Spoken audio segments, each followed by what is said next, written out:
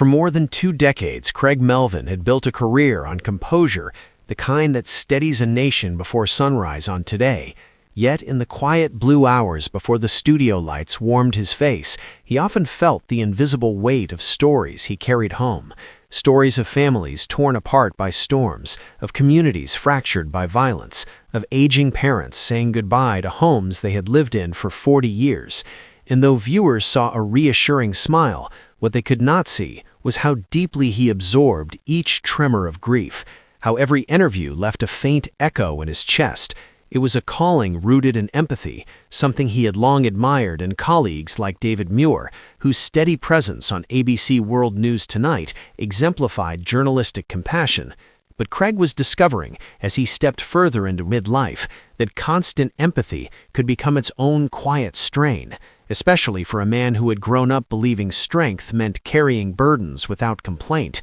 At 60, he found himself thinking not about ratings or exclusives, but about endurance, how long a heart can hold sorrow before it needs tending. And it was in the calm of his Washington home, sitting beside his wife, Lindsay Charniak, that he first allowed himself to admit the fatigue. Lindsay, whose years in sports broadcasting had taught her about pressure of a different kind, recognized the subtle signs, the longer silences after broadcasts, the way Craig lingered over letters from viewers, the nights he stared at the ceiling replaying interviews in his mind. And rather than offering solutions, she offered presence, reminding him that empathy, while noble, must be balanced with mercy towards oneself. Their conversations often drifted back to their early days in journalism, when adrenaline masked exhaustion and ambition felt like an endless reservoir, and they would marvel at how the passage of time reframed success, no longer measured by accolades, but by the steadiness of family dinners and the luxury of unhurried mornings. Craig began to notice how many of the stories he covered centered on people in their 60s, men and women confronting retirement, illness, or the bittersweet task of downsizing, and he felt a kinship with them, a shared reckoning with vulnerability. And during one particularly difficult week of reporting on a devastating wildfire that displaced thousands, he returned home unusually quiet, his shoulders bowed in a way Lindsay had rarely seen. And when she asked what troubled him most, he confessed it was not the flames themselves, but the interviews with older couples who had lost not just houses, but decades of memories, photographs curling in smoke, wedding china reduced to ash. They kept apologizing for crying, he told her softly, as if grief were an inconvenience. And in that moment, he recognized how often he had done the same, apologized internally for feeling too much. Lindsay reached for his hand and reminded him that the gift of his career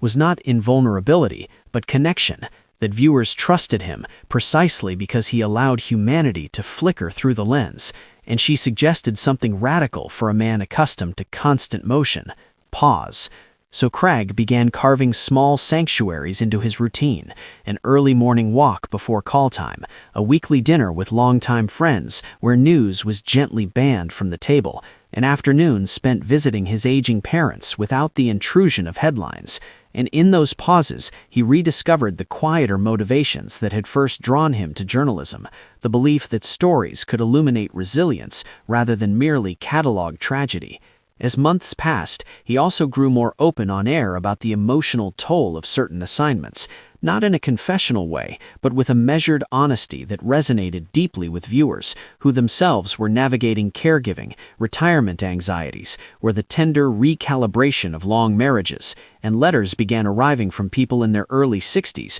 thanking him for acknowledging that strength and sensitivity were not opposites, but companions. Craig found that by naming the strain, he lessened its power, and he often reflected on how many men of his generation had been taught to shoulder quietly, to press forward without reflection, and he wondered how different their later years might feel if they permitted themselves moments of softness. Lindsay noticed the shift too, not that the stories grew lighter, for the world remained complicated, but that Craig carried them differently, as if he had learned to set them down at the door before stepping fully into family life. In one autumn evening, as they sat on their porch watching the light fade, he told her he no longer feared the empathy that once threatened to overwhelm him, because he understood now that compassion need not consume the one who offers it. Instead, it could be a bridge between anchor and audience, husband and wife, present and past. And in that understanding lay a quieter form of resilience,